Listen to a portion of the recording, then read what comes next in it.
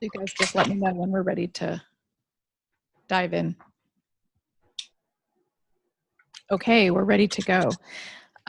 So welcome everyone. My name's Linda Wagner. I'm Director of Academic Programs here at GIX. And that just means that I, with an incredible staff of people, oversee everything about the academic program here. So I'm going to start by just giving a quick shout out to other folks from GIX who are here in the room. My colleague Leah, who, if you have been doing anything around the program or admissions inquiries, you probably have seen her name. Matt Andryc. Matt is working with the Tsinghua team and is here at GIX working with us, so it's great to have him on board. Liao, our recruiting specialist, so also probably a name or an email that you've seen.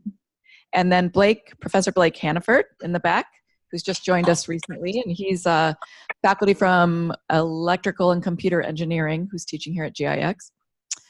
So we're all on board. We also have a couple of current students who will speak to you today, and we'll introduce them later, but we're all on board to be able to address your questions and tell you more about the program. So since many of you have been through an info session, I assume you've also checked our website and done some investigation into the program. Because we are so close to the application deadline, we're actually going to spend more time focusing on the application process today, but I will very quickly go through the overview of the program and the background and some of the main topics that we typically cover in an info session. So I'll try to do that relatively quickly, and then we'll switch gears and focus primarily on applications. If you have an urgent question about something I'm covering in the moment, just raise your hand, and Liao will let me know if anyone online has questions. But in general, what we'll try to do is get through very quickly the program overview, start to talk about admissions, and then take your questions. Okay? Oh, I forgot. I need you guys to advance my slide. Okay. So really quickly, what we usually cover, GIX is a relatively new endeavor for UW and Tsinghua, and so we cover a little bit of the history and how this program was founded. Just a few highlights about Tsinghua and University of Washington and their reputation and influence in the world. We dive into the specific GIX graduate degrees that we are currently offering. Talk a little bit about what we expect our graduates to do when they're completed with their degrees. And we actually now have, this is the first info session where we actually have graduates and alumni who are out there pursuing job opportunities. So we can talk a little bit about that. And then we will spend the remaining time both taking your questions and covering the admissions process, the application, and anything that you might have questions about with that. So next slide. How many of you are unfamiliar with GIX and what GIX is? Does everybody feel like they have a pretty good handle on that from previous sessions? It's definitely a partnership. The founding members are UW, Tsinghua University, and Microsoft. It is a new program that is a cohort model. Cohort model means that you come in and study with a set group of people and you go through that experience together rather than kind of splitting up and taking lots of electives. Interdisciplinary. We cover curriculum from different disciplinary views, and I'll talk about that in a minute. And we also are integrating industry engagement and sponsorship both through mentorship and formalized industry-sponsored projects, the launch project. So I'll talk a little bit more about that. The idea is that GIX is going to continue to grow and scale, not only in the size of our cohorts, but also in the number of programs we offer, the topics and problems and challenges that we face with our programs. And we're doing that by growing both our industry engagement and sponsorship, but also building a global academic network of other strong universities in innovation that will partner with us in developing programs. Okay, next slide. So I won't dwell a lot on these. This is all information you can look up, but both Tsinghua University and University of Washington have very strong established reputations in research, in innovation. They are both top-ranked universities in their countries and globally. They both have a set of very notable and influential alumni. And when you come to a graduate program, you join a group of people, a community that becomes a network for you moving forward in terms of future career opportunities and other types of advantages. And so it's just notable to know that you would be joining both of those networks through these degree programs. So really quickly, the Global Innovation Exchange Academic Network. I mentioned that we are developing relationships with universities around the world. Both Blake and I have spent time in the past year visiting some of these universities, meeting with faculty, talking about the mutual interests that we have and some of the projects and programs that we might develop together. So this is still in its infancy, but is actively growing. And one of the goals is to develop this network as a mechanism for faculty and student exchange. So recruiting faculty from these other universities to come and spend time teaching at GIX, as well as to recruit students to come and do internships or project-based work, or to draw applicants from those undergraduate programs. So those are the initial efforts that we are working on with these partners. So I also mentioned the industry component. So we are developing a consortium of industry partners, cross-sector, so both for-profit and nonprofit. These are companies that we work with, and they will come in and help mentor students, advise their projects, and for the launch project, they will sponsor a particular project or challenge that's relevant to their business. So these are the companies that we've worked with over the past year with the first cohort. So AT&T, Baidu, Boeing, Nintendo, T-Mobile. We also have Microsoft, of course. And many of them sponsored a specific challenge or task. And we'll talk about that in a minute. A launch project where Microsoft, for example, came to a team of students and said, we have this particular product idea that we want to work on. And those students then did the research, the ideation, the technology development and prototyping to bring that product to fruition and then to be able to communicate that out. So we'll talk more about that. Okay, so that's a very quick run through the program. I think when many of you were arriving, we had some videos that were playing. Some of those are out on YouTube and Facebook that give you another glimpse from actual students' perspective, what their experience is here and what they see the benefit of this is. But in terms of why would you choose a GIX program, if you are interested in working with and learning from people who have different perspectives from you, might be coming from different cultures, might actually have a different primary language, maybe have different political systems, the value of being immersed in that kind of an environment. By doing the dual degree, you would also have the opportunity to immerse yourself in both the US culture and the China culture and the differences there. Both are leading in technology development and product development, so really getting that kind of global exposure. To gain hands-on experience, so our experiential project-based learning means that you are going through the curriculum and successively tackling projects of bigger and more complex challenge as you go through the program. And with every course, you're going to be completing projects and developing portfolio pieces that you can then use in your job search. And then again, exploring an industry relevant problem with an industry sponsor. And the real value of that is that you're actually going to be tackling a project that is a real business problem that other future employers or other companies are tackling, and you're going to be exposed to the actual constraints that that company is facing in trying to bring that product to market or to develop that technology. So in many cases, an academic project is somewhat lacking those constraints because it's designed, you know, outside the environment of the real working world where you might have to face actual marketing constraints or technology constraints or financial constraints.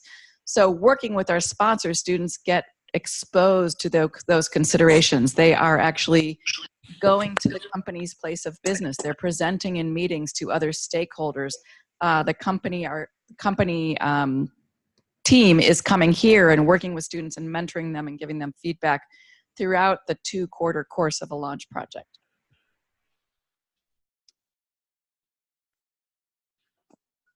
Okay, so I might have mentioned that this is an interdisciplinary degree, and it's helpful just to understand how that works and why it's an advantage. When we say interdisciplinary, really what we mean is that the university is typically organized by schools or colleges, and those schools or colleges are typically specific to a type of discipline or domain, like computer science or electrical engineering or mechanical engineering or business. And this interdisciplinary degree does not sit or have its home base in any of those individual departments. It is a program that is independent. And so that means we are supported by several different departments across the university. So we are pulling top faculty, like my colleague Blake, from these other departments to come and spend time here and teach from that point of view. And Blake might be teaching right next to somebody from the Foster School of Business or from Human-Centered Design, where they will be co-teaching and providing both of those perspectives in the context of a particular project. So that's a great benefit to you. It's certainly challenging from an administrative side because we're constantly negotiating resources and trying to get faculty to come. And so it's a complex challenge, but it's definitely a very worthwhile experience for the students. So really quickly, when we say interdisciplinary, the 3 kind of topical domains that we're really focused on here: design thinking and human-centered design and engineering, technology development, hardware and software development, and entrepreneurship and business. And so those are kind of the 3 focus areas that our classes follow, and then you would combine all 3 of those areas in your final launch project. So this gives you successively complex opportunities to solve those meaningful problems. You would start with some of your courses where maybe you're just working within design or just working within hardware and software development or just physical prototyping. But then over time, you would start to have more complex challenges that are going to incorporate all of those facets. And we use the word incubation. This is not classic incubation where you just come in with a great idea and throw resources at you. This is actually an opportunity for you to learn, develop and explore some of your ideas and take some of those risks, maybe have small or incremental failures in the safe environment of a university.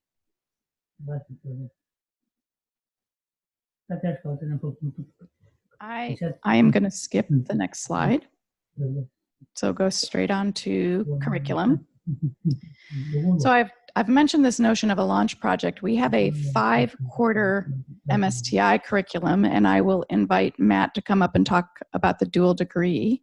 But really quickly, the MSTI curriculum in those 5 successive quarters, you take a number of studio or lab type courses, which are typically much more hands-on, and a few more traditional lecture or seminar style courses where you might be exploring case studies, writing papers, discussing topics, having guest lecturers come. For the first 3 to 4 quarters, you're predominantly taking those types of courses. In your 4th and 5th quarter, in the 4th quarter, you begin your launch project, starting out with defining your topic, understanding the business landscape, understanding your stakeholders, starting to develop concepts, initial and early prototyping. The second quarter of your launch project, your final quarter, you are predominantly focused on that launch project for that quarter. It is 8 to 10 credits of your time. And that's when you're really heavily into the iterative prototyping, evaluating, refining that concept of that idea to develop a comprehensive proof of concept prototype that you can then demonstrate. We do have a more extensive overview of the curriculum on our website. Just really quickly here, it gives you a sense of the rhythm. You can see the different colors indicate whether that course is business, hardware, software, technology development, or design thinking oriented. So you can see that they're kind of mixed. You have different concentrations throughout. I would encourage you to look at the different classes on our website where they're explained in a little more detail. Okay, Matt.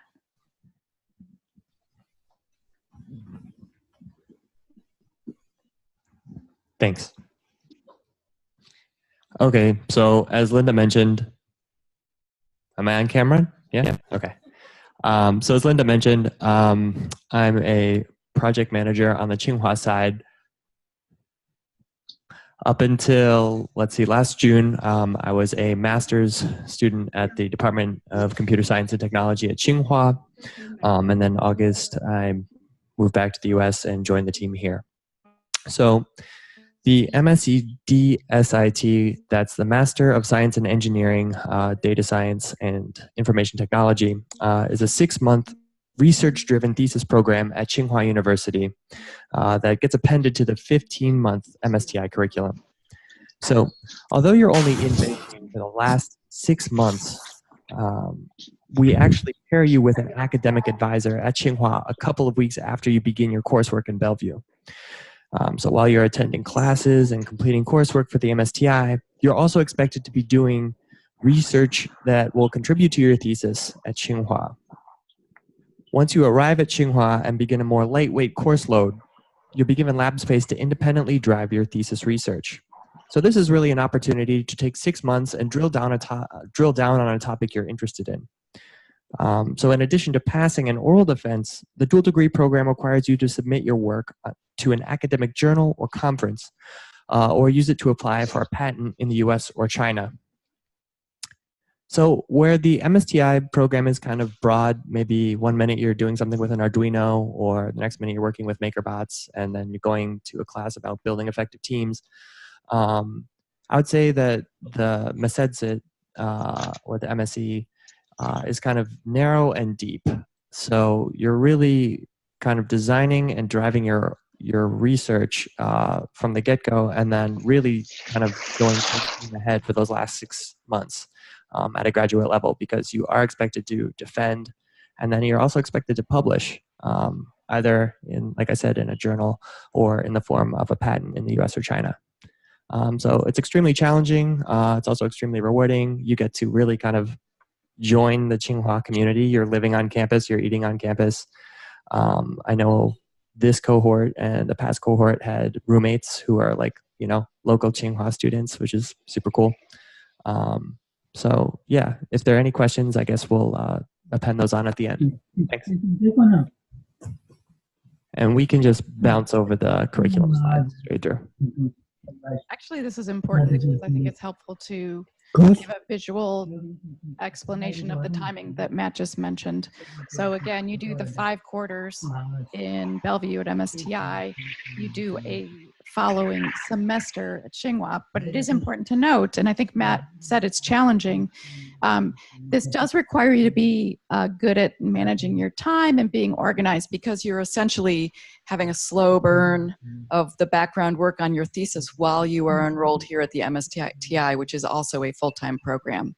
We have incorporated some limited flexibility in the course structure that may allow you to exchange certain courses for an elective that is more in line with your thesis, so that you can be a little bit more concentrated. But that was a great explanation of sort of, you would be able to come out of this program after 2 years with not only a broad, interdisciplinary, more professionally focused degree that gives you really broad skills to go into the workforce with, as well as this research depth in a particular area that's relevant with emerging technologies. So it's a pretty powerful package. Thanks. All right.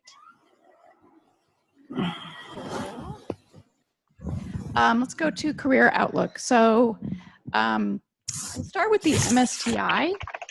We just graduated our first group December 9th, I think it was. Several of the first group of dual degree students and the first group of MSTI students that graduated in December have existing job offers. Some of them are in China, some of them are in US. Some of those job offers came directly from their launch project experience with companies that they're working with. We have a team of students that worked with T-Mobile on a launch project, and the entire student team was invited to attend CES in Las Vegas this past week to present their work. So when I talk about students working on something that's relevant to industry. You know, they were doing a project to solve a problem that T-Mobile as a company is wrestling with right now, and their work was relevant enough that they're invited to go and present that worldwide at this venue. So that's pretty exciting. Job offers so far: Baidu, somebody from Tencent. There's a company in China that does learning and educational technology that's made an offer. So across the board, we're seeing a lot of interest in our students. In terms of career outlook, there's a number of different paths. You know, when someone asks us, well, what kind of job can one of your students get? And the answer is always, it depends. It depends what they came in the door with. It depends what they did while they were here. It depends what their interest is. In general, what we're seeing is people are interested in product development and some aspect of working in product or emerging technology development, either program management, engineering, user research or design, human-computer interaction, those types of roles.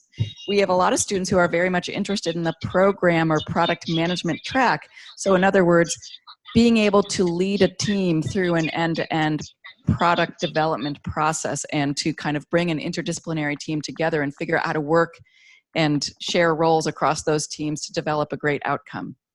So those are some of the opportunities in terms of type of companies. Of course, we have all of the usual suspects in the Seattle technology and innovation ecosystem. The big players, Microsoft, Google, Amazon, Facebook. We also have a whole ecosystem of smaller companies that were started by people that left those big companies. So there's a very strong startup ecosystem here. And then there's also, and there are lots of roles with the startup ecosystem: CTO, CFO, CIO, CXO. Also, there are a number of consulting firms that are either already have or are developing technology consulting arms or basically consulting groups that are designed to help companies in this notion of digital transformation. So how to bring their company up to speed on some of the emerging technologies and how they can incorporate that into their business practices. So Deloitte Digital, IBM, just about every large consulting firm is developing a group that focuses on that. And then Seattle also is home to a lot of just product development and design consultancies that are quite successful: Artifact, Teague, and a number of others. So it's a pretty rich ecosystem with a lot of different types of opportunities that we think our students are qualified for. We also believe that coming out of this program with the team building and effective teamwork experience and collaboration experience, with the presentation skills, with the breadth of skills, as well as some depth in technology development, that positions our students to have faster momentum towards management and leadership roles if that's of interest to them. So we are just about almost halfway through. I'm going to spend a few minutes just going over admissions and application process now, and then open it up for your questions. But this section can certainly be more interactive, and this is highly relevant information as we approach our deadline. So we often get asked, what type of student are we looking for? Who makes a good fit for these programs? And there is no single ideal profile. We actually explicitly recruit for a set of diverse profiles and backgrounds and experiences, because we just inherently believe that that drives better innovation, right?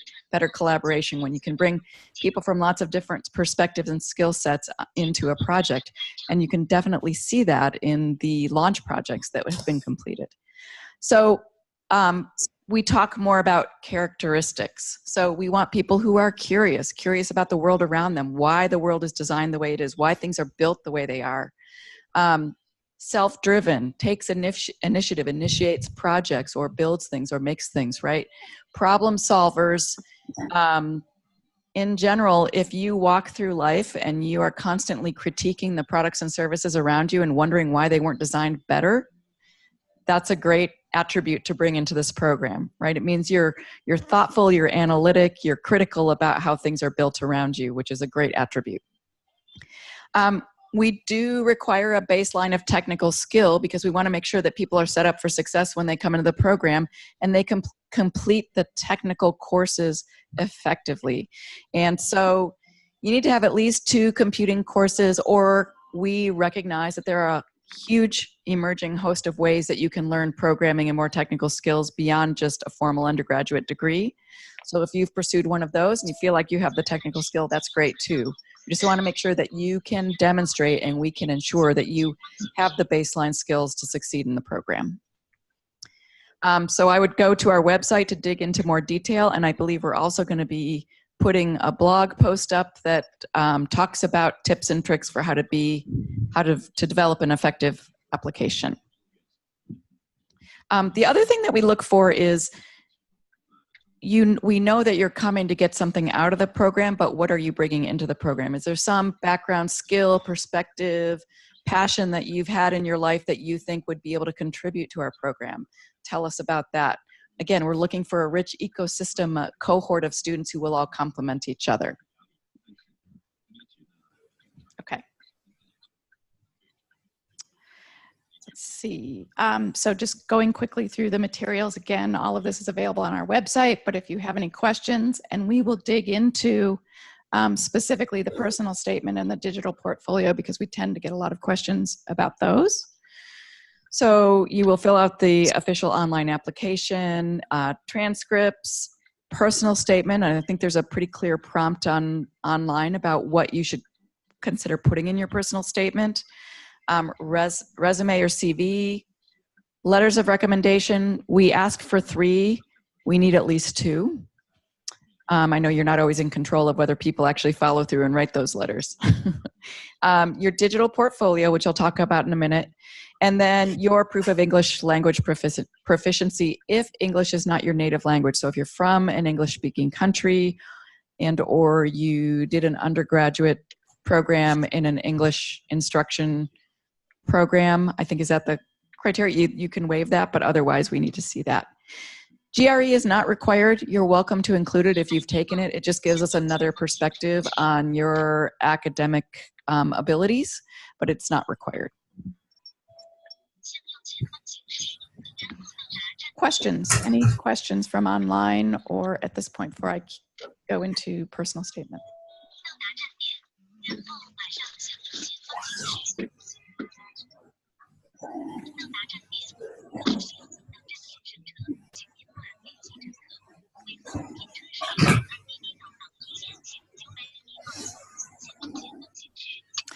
I would go to our website and I believe look for that blog post because there's a mechanism for you to compare courses you've taken and see whether they meet the requirements. Other than that, I would suggest you contact Liao or Leah or I and explore that specifically. I'm assuming that question is that they have computing courses and they're not sure if they're the right ones. If you have no computing courses at this point, with the very little remaining time before the application, you probably would not be able to make up that knowledge. So I'm assuming that's about making sure the courses they have in their transcript are a fit for what we need. Hi, am I able to ask a question? Okay. So for personal statement is a pretty significant component of your application.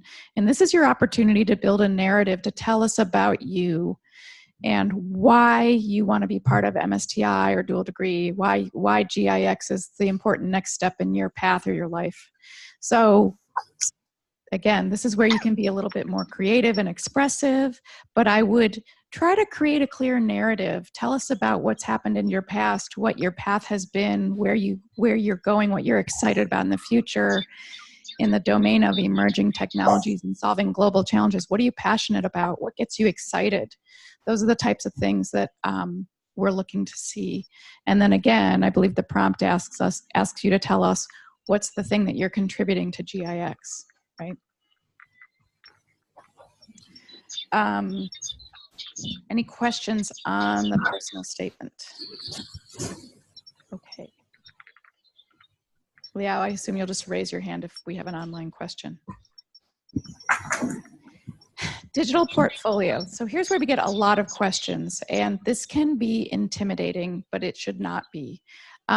We are pretty broad in what we mean by a digital portfolio. This does not have to be an art portfolio or a design portfolio. This is really a way for you to demonstrate and tell us a story or narrative about projects that you've completed. To demonstrate your ability to address problems or complete projects or build prototypes or whatever you might be bringing in as your reason for why you might be joining GIX.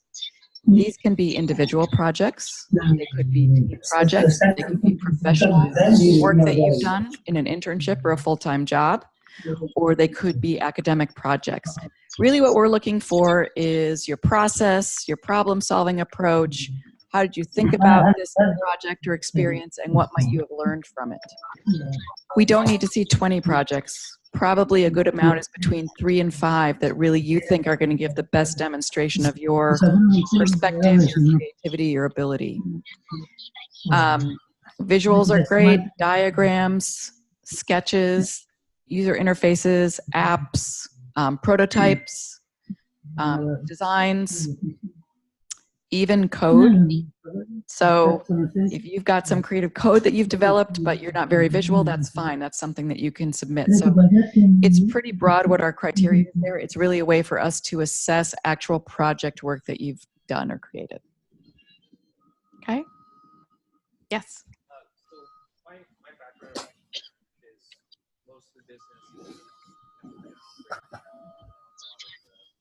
programming courses and stuff like that. Mm-hmm. So as far as digital portfolio or programming portfolio, it's something that I really just don't have at this point. So kind of coming from that, I would love to get some advice.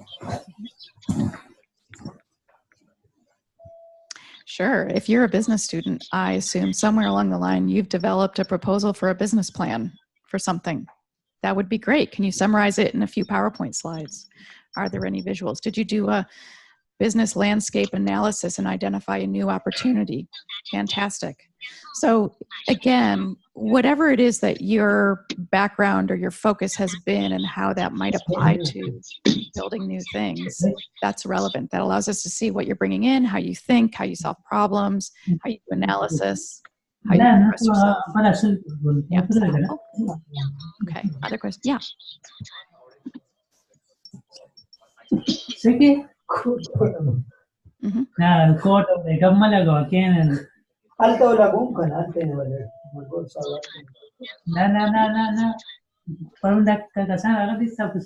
I would actually also include the link in the portfolio, and you can literally just put a page and say my GitHub repository is, because we might not know to look for it on your resume. But yeah, that's great.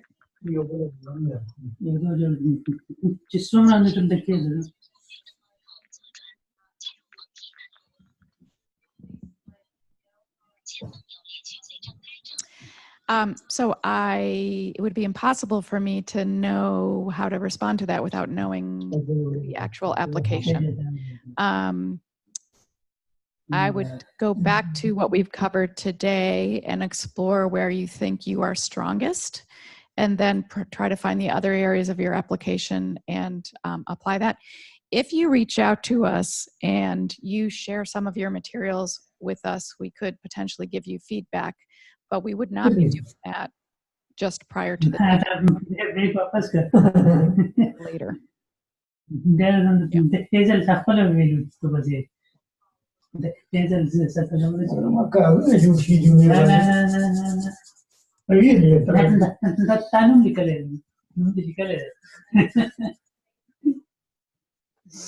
So question, I've done something in industry and it's proprietary and it's the best demonstration of my work, but it's confidential and I can't share it.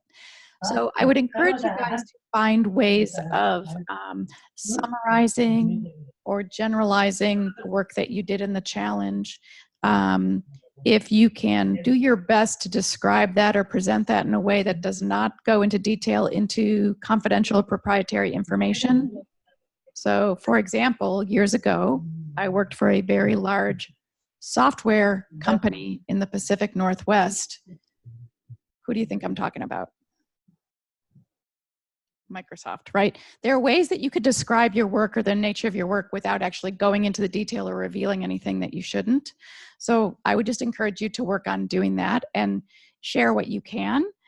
Share your process, your approach, share the outcomes or the impact. Those are great things for us to hear. Share your team experience or share the learning that you took away from the project. All of those are fair game.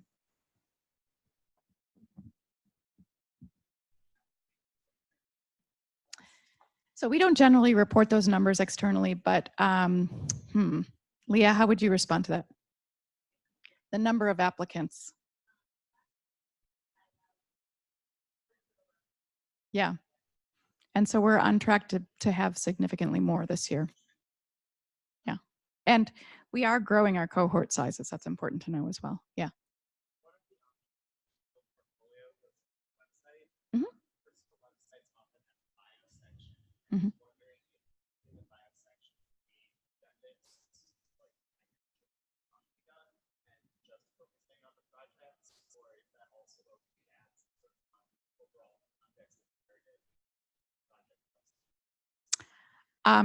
I would say if you already have an existing personal website that includes a bio, that's fine. Okay. You can just use that. I would also still include the CV or the resume as a separate component. And then I think we really want you to submit a PDF as what, not just a link to a website, because every now and then we have errors with links and we don't want that to slow down the admissions process. Yeah. Mm-hmm.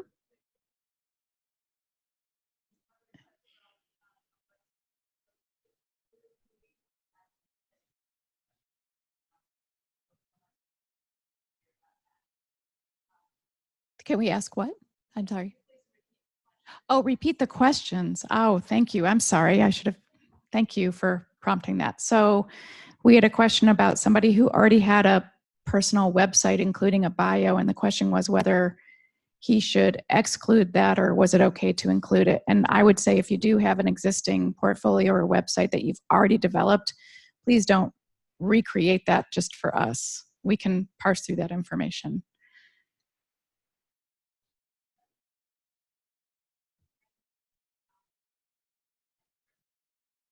Sure, audio or video is welcome. I think we do need to be careful about file size within the MyGrad system, but we would welcome that.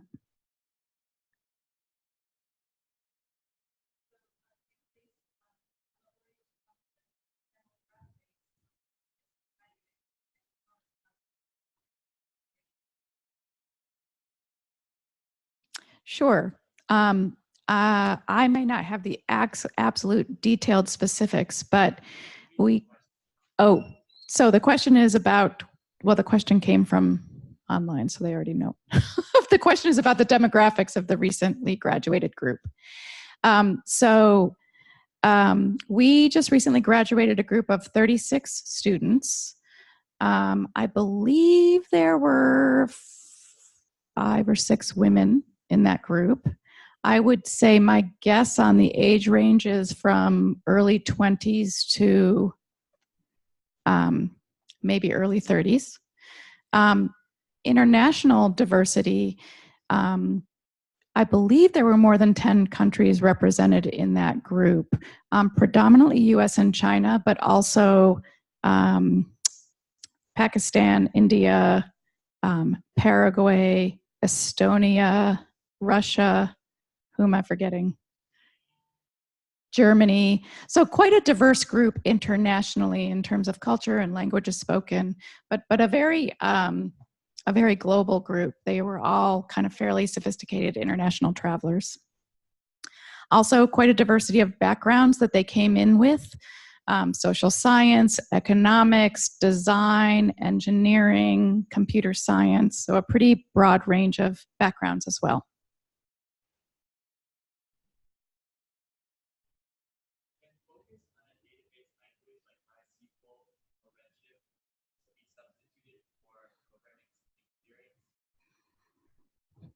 Blake.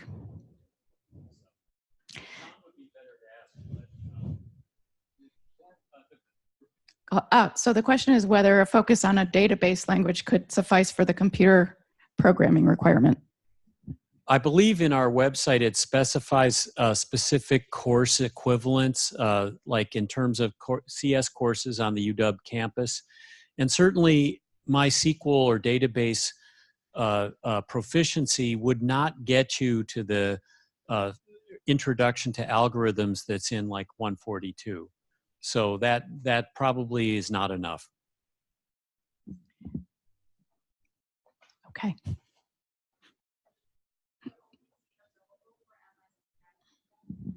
Yes, so MSTI is OPT eligible. We're also a STEM program, so I believe that OPT can be extended to a total of 2 years. Yes. Since you guys are recruiting for a diverse background in different disciplines, does the review committee really drill down into like the transcripts, not just like a GPA, but really like what courses they're taking? So the question is whether we really drill down on the transcript to see what the various backgrounds and experiences are. Yes, we look at not only the grades, but the topics and where students' strengths are, or where they struggled, if that's the case, but certainly. And that's something you can include in your personal statement too. If you have a varied academic career or background, we'd certainly like to hear what was most interesting to you about the various courses you've taken.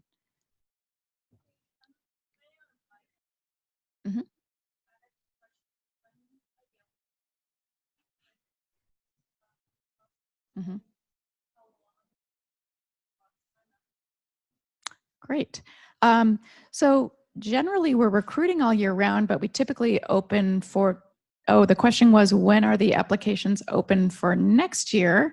And what is the response time once the deadline has occurred? Once you've submitted your application, what's the time frame to hear back? Okay, so yes, we typically reopen for the new round of applications in the fall. So end of September, early October, which is typically around when we kick off our fall quarter, but we are recruiting all year round. And then in terms of our deadline is on a pretty regular cycle. So our deadline is typically mid-January. And then our review team takes 6 to 8 weeks. So we are typically communicating offers of admission or denies mid-March. And then we're hoping to hear back from those offers by mid-April. And that's a timeline that is consistent with most U.S. graduate programs so that everybody gets a fair consideration and we're all on a similar timeline.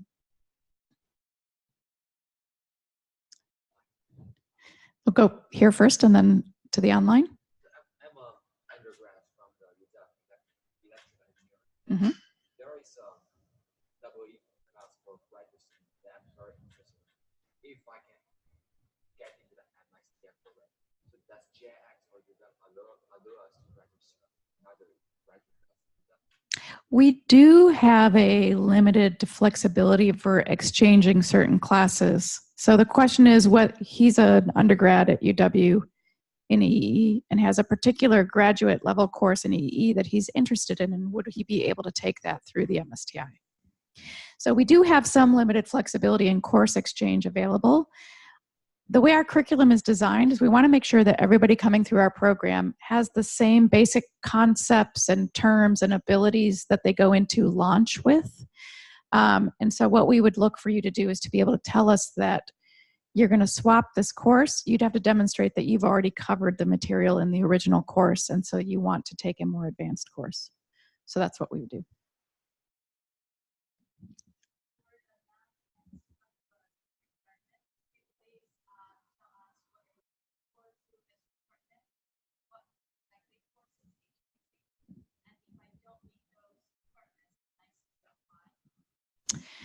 So the question is exactly what are the computer science and math requirements, whether a particular course meets those, and could you apply if you're not sure if you meet them.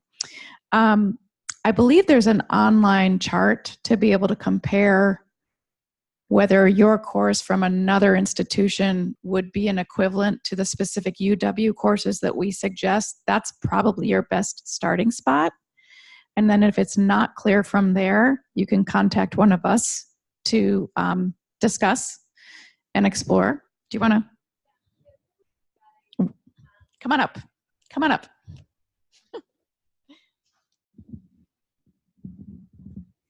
The equivalency guide actually is only for Washington State community colleges, which if you haven't taken the courses and you are in Washington State, it's a lot easier to access those courses than the courses at UW because you would be registering last, and those courses are prerequisites for a lot of our competitive majors.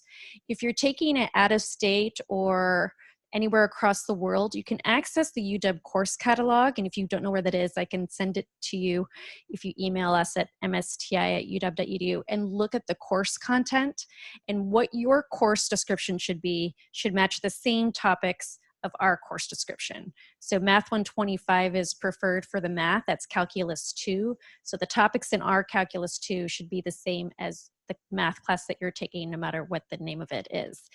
If after looking at that you still have questions, then please send that material to me and I can connect with the faculty to see if it's equivalent to our prerequisite. And then I would say again, there are other ways beyond just these formal courses where you might be able to develop the knowledge and the skills that we're requiring. If you have those through some informal mechanism, maybe you've done a coding boot camp or some sort of an online course or a certificate course or something of that nature. If you have that, certainly put that in your application and I would encourage you to apply. But we are going to be looking for additional demonstration of your technical skills through your portfolio, your resume, and your statement. So again, we need some tangible, measurable way to ensure that you have the technical baseline skills to succeed in the program. Whoa, I'm going to start here.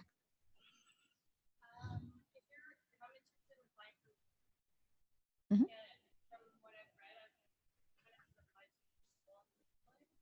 Mm-hmm.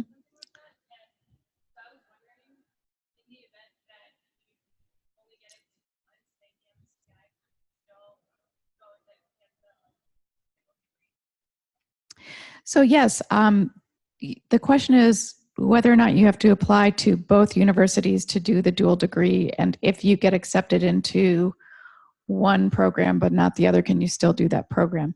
So yes, it is true that you have to apply to both Tsinghua and UW, but the application materials are virtually the same. It's just that we're required to submit them through both of those systems. And that has to do with privacy requirements. We can't share your application materials with Tsinghua. You have to submit them yourself to Tsinghua so that they have access to them and we have access to them and we can make a shared admissions decision. So it has occurred that students have been applied to the dual degree, been admitted to the MSTI, but not the dual degree. I think we have one student who originally applied to the dual degree but had a change of circumstances, now just doing the MSTI. So yes, it's possible. It does not work the other way around. You have to, because the MSTI is the first and primary component, you have to be admitted into the MSTI in order to do the dual degree. Yes. Yeah. We had two other people, so I'll do one online and then I'll come back.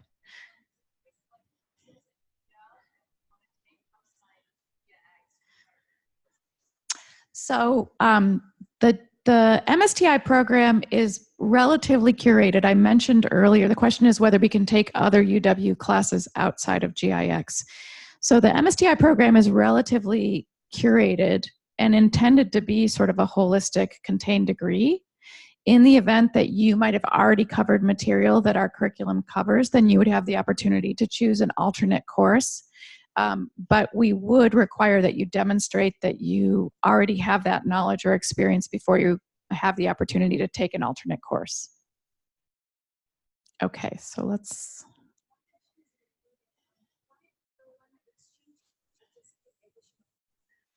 So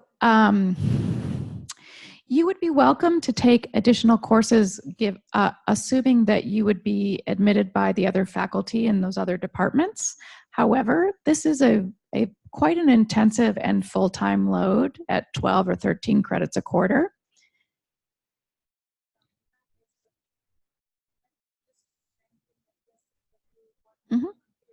Right.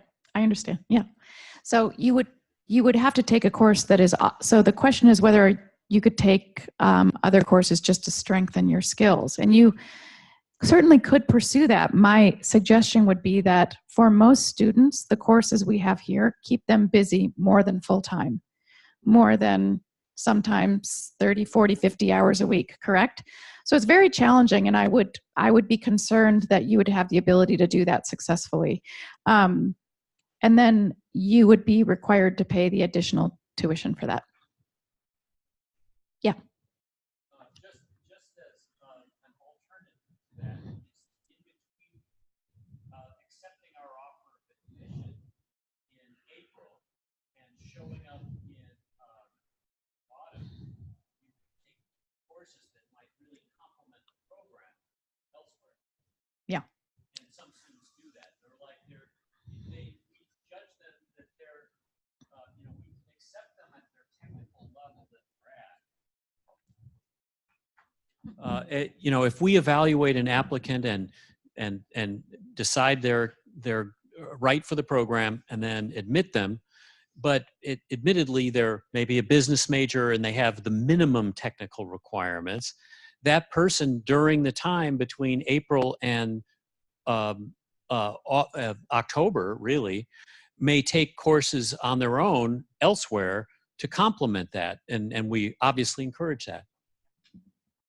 And we have had other interdisciplinary students do that. They get admitted into a program, then they show up and take the summer quarter computer science class to shore up their technical skills.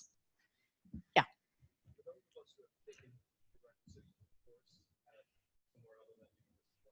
Mm-hmm. Is the burden on us to explain somewhere in our application that the course is to some degree, but that should be relatively straightforward. I would assume that that course had a syllabus. I would assume that that course had clear learning objectives that would be relatively easy for you to explain to us. But that's what we would need to look for. You could do it in your personal statement. You could do it in your digital portfolio. You could do an addendum to your transcript. I think you just want to say, I took this particular course. These were the learning objectives and the projects. It's in my transcript. Perhaps here's a link to the course listing at my university. Some way that gives us an opportunity to evaluate that course. We'll go here and then we'll go back online.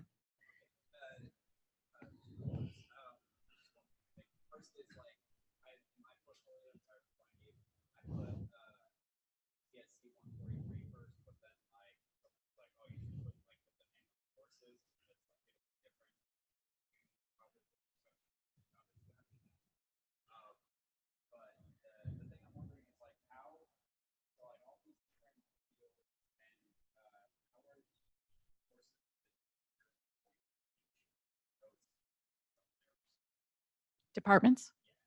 So the question is, how were the specific courses that we're teaching in the MSTI curriculum chosen? So the curriculum was developed by an interdisciplinary faculty committee coming from all of our supporting departments. Many of them, including me, already had experience in developing other interdisciplinary curriculum and programs, graduate level programs. So bringing that experience to bear, what worked well in those other programs? Would we do something different?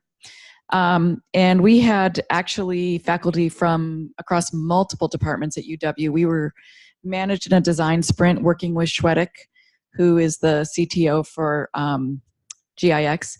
And really, we started with the vision of what we were looking to develop, and also with a charge from Microsoft, one of our founding partners, who said, here's where we see industry going. Here's what we're looking for more of in our future workforce. And we really need programs that are developing that future nimble, creative, entrepreneurial technology worker that can take us into the next realm of developing and applying emerging technologies. So that was really the charge.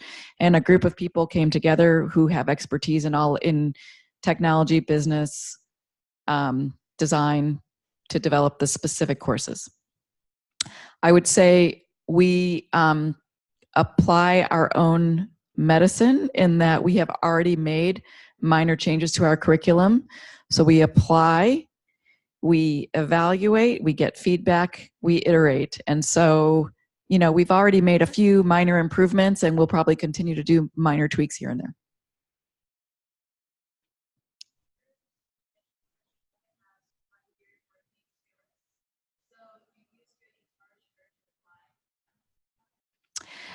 So the question is, if I only have 1 year of work experience, would you encourage me to apply? Again, when we look at that diversity that we're looking for, we admit people right out of undergraduate with no working experience, as well as people with working experience. And what we're looking for is a healthy balance. There's incredible things that people with 1, 2, 5, 10 years of work experience can bring into the program in terms of maturity and knowledge and experience. And there's also incredible creative energy that really smart, capable, excited undergrads can bring into the program. And we're really looking for a mix of both. Mm-hmm.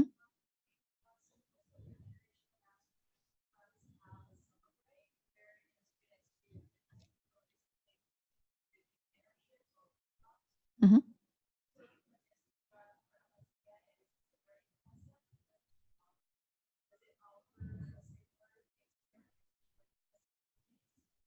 So it's a great question. The question is whether or not we offer an internship over the summer.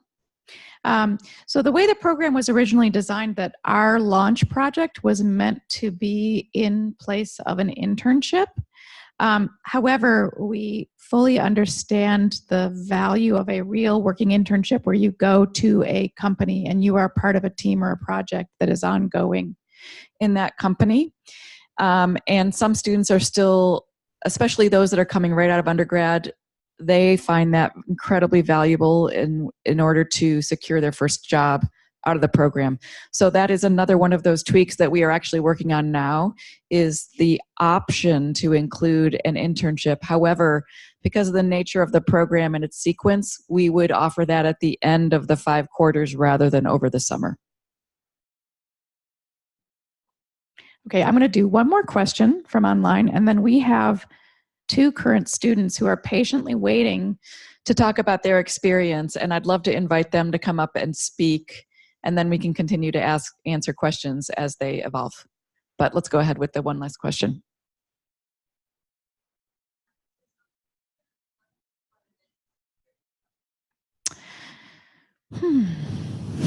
Does MSTI GIX have an emphasis more on hardware or software development? I think that actually depends on the student and the interest areas and where you take your projects. We try to balance both.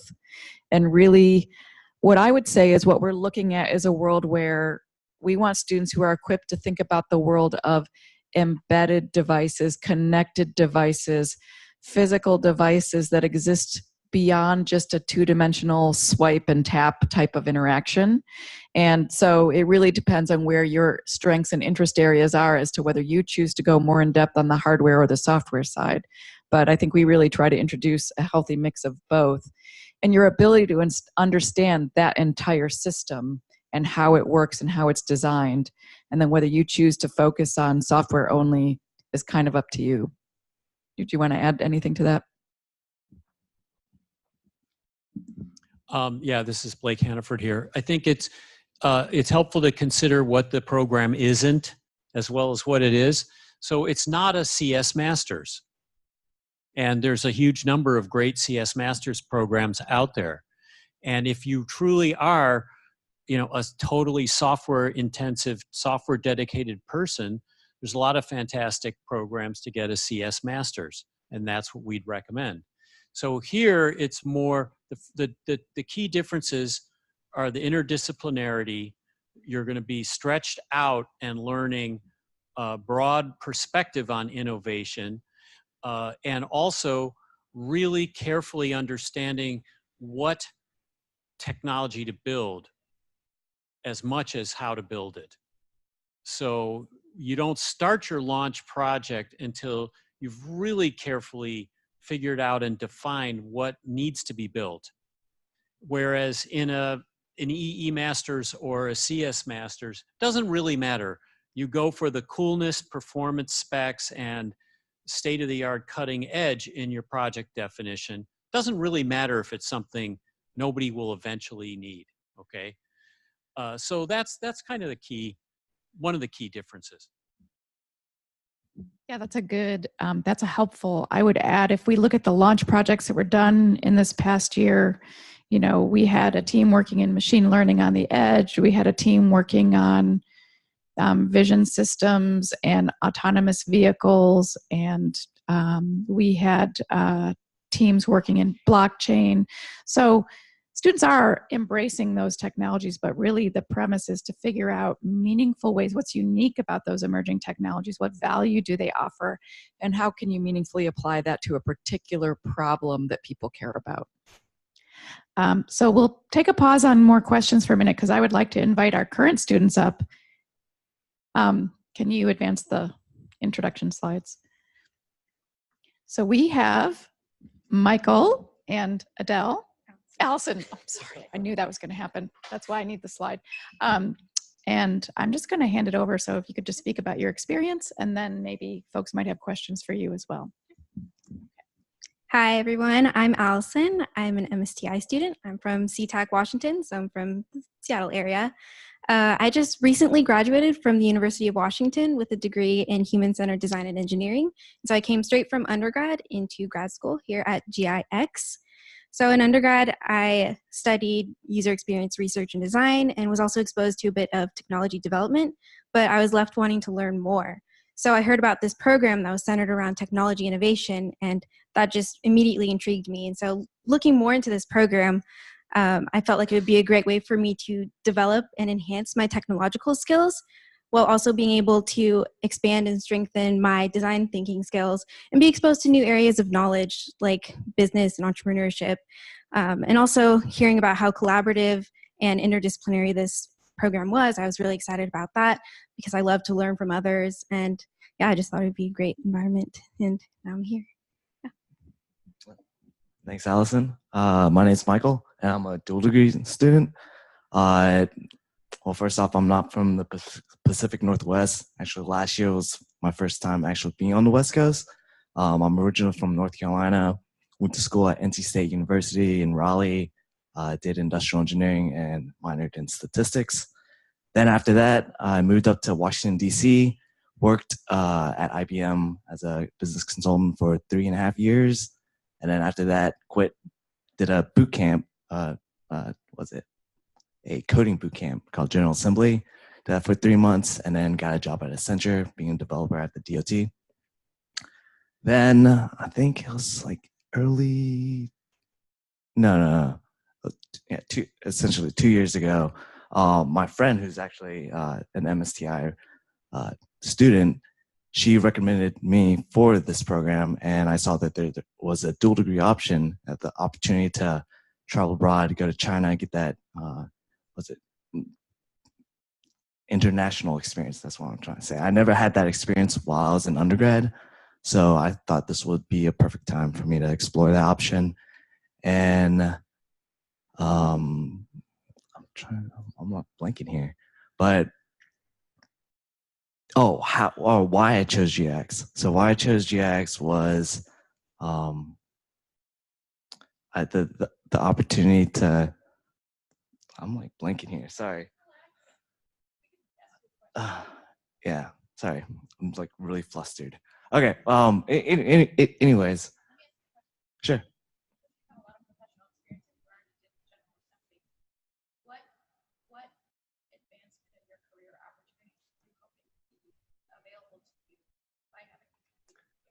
Right, that's a good question. So so Linda asked, since I had a broad experience of work experience, what made me decide to come to GIX, and what am I expecting as an outcome? So what I want is to be, so since I did come from a broad background, or not broad, sorry, I'm like really, okay.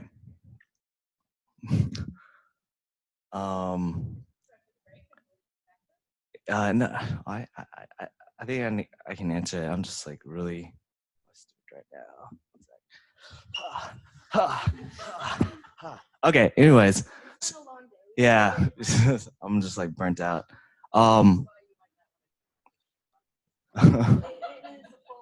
Yeah. Okay. Anyways, since I do have a broad background, or not broad, but multiple, I guess, varied background. Yes, varied background.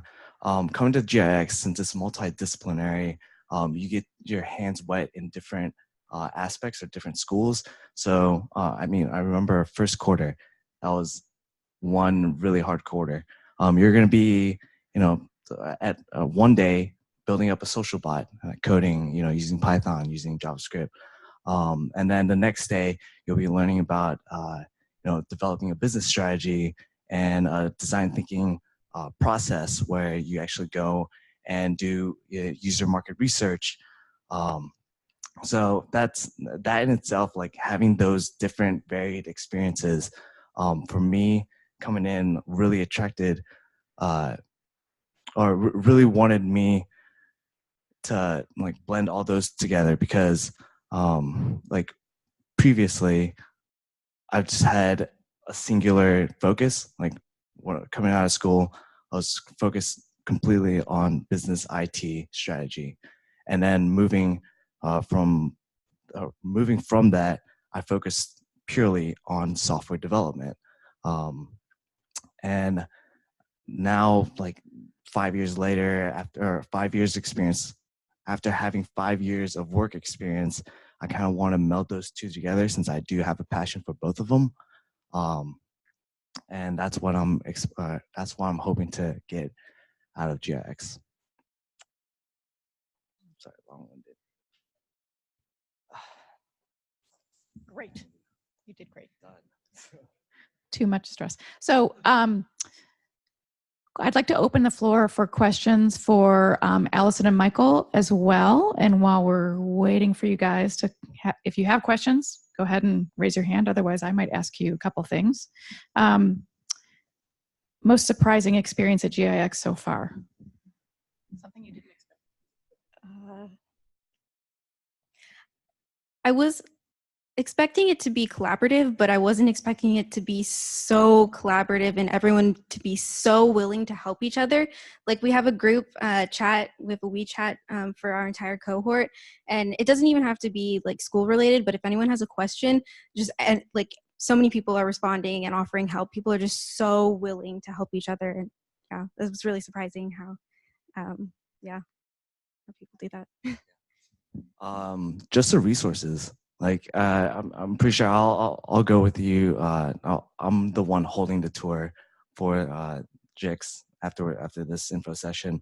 But looking at the resources that we have, the makerspace, the virtual reality room, you guys are going to be overloaded and over resourced out in terms of developing and prototyping your own products. Okay. Maybe a new relationship or someone that you've met that's fundamentally different from you and given you a new perspective. I can't pick out a particular person, but for me, coming straight from undergrad into grad school, I was a bit overwhelmed and kind of intimidated by people who had work experience. But it's really interesting to me that I can learn stuff from them, but they can also learn stuff from me, even though I don't have work experience. So I think just in general, yeah. Yeah, I don't know if I could pinpoint just a special someone that has really affected my time here. Everyone has been very collaborative, very friendly, and are open to helping one another. So I would say the entire cohort. Yeah.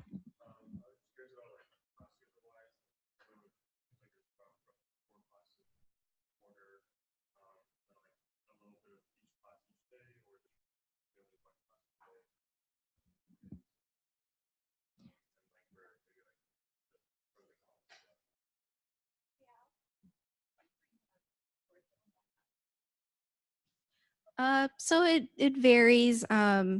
like today we had one class just for like 4 hours. But on Monday and Wednesday we have the same class, just like split up. And then Tuesdays we have 2 different classes. So it varies, but yeah, it's just a few hours on campus most days. Yeah. So I mean, I think it's been outlined in the course material that 1 credit essentially equals 3 hours of class time, and then from there you're expected to do another 3 hours outside of class. So, and so 6 hours. Yeah. Sorry, my brain is fried today. But yeah, so 12, 13 credits, it doesn't seem like a lot, but it is a lot, as you can tell, example A. But I mean, overall it's rewarding. You learn a lot, even though you might know the subject.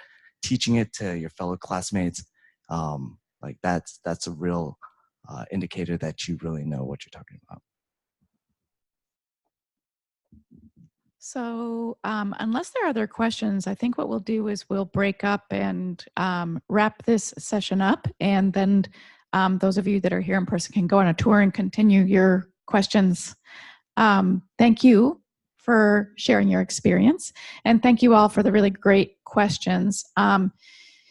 Over this week, if you're planning on applying by the upcoming deadline, please keep in touch with us and let us know if you have any questions or need any help in that process. Any wrap-up that you want to share, Leah or Liao? Okay. Let's do it. So again, I think we've mostly covered this. For the dual degree, there is an interview, but that would be scheduled after you've already submitted your materials. And again, you do need to complete an application for both Tsinghua University and University of Washington. Much of the materials are the same, so you can reuse the same materials for both applications. So there's a question online about the video. What is it? What should it be? The answer is it's pretty open-ended. It could be like a data visualization. It could be a piece of music you've composed. It can be really anything you want it to be. I think there's some examples floating around YouTube. You'll notice that the Tsinghua application system has, I think, a 3 meg limit for files. So what we ask is that you upload it to like a third-party sharing service or whatever you want to do, and then just include the link in a text document. Just upload that so that we can see what you got. Yeah. Financial aid. Leah, I was actually hoping you could speak to financial aid, so I'm going to drag you back up here.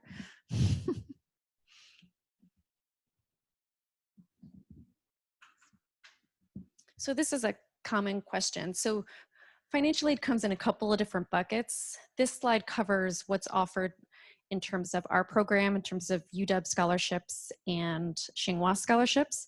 So there's no separate application process for our scholarships. You're automatically considered for those when you're considered for admission. And these scholarships are merit-based. If you are applying for the dual degree, you feasibly could get scholarships for both Tsinghua and UW. And then obviously, if you're just doing the MSTI, you would be considered for a UW scholarship. That amount changes every year. It just depends on how many people are applying, who's applying, what their backgrounds are. So I can't give you particular numbers of how much people will get or how many people will get them. However, we did add a need-based scholarship for this year. So even if you're an international student, international students actually don't fill out the FAFSA because you can't get federal aid. But if you want to be considered for a need-based scholarship, you'd fill out a FAFSA so that the Office of Financial Aid can tell us who is in the most need. So obviously you would still have to get into the program. And then after you complete your regular application, you would also want to complete the FAFSA. It's a little detailed. I don't know if some of you have filled out the FAFSA for the undergraduate degrees. So if you haven't ever filled it out, I would start doing that soon, and you'd want to get that done by the middle of February so that they can get it processed when we're giving your admissions decision. We can also tell you about the need-based scholarship decisions. Once you're in the program, UW actually has a service that can help you connect with funding opportunities. But to be honest, you should be doing that now. So we had one student do a Fulbright. We have another student who is an active duty Coast Guard. But there are tons of scholarships out there, either for particular disciplines or for particular populations. So you can certainly supplement whatever aid you get from us with any sort of outside scholarship. And I would add that while you're in the program, with the exception of your living expenses, transportation, much of the materials and supplies for the program are provided through the program for you. So your out-of-pocket costs in terms of project stuff is relatively low while you're here. So I think with that, we really will wrap up. And thanks again for the folks that have joined us online. Please keep in touch, and we'll wrap up. And Michael will take folks on a tour for anyone that's interested.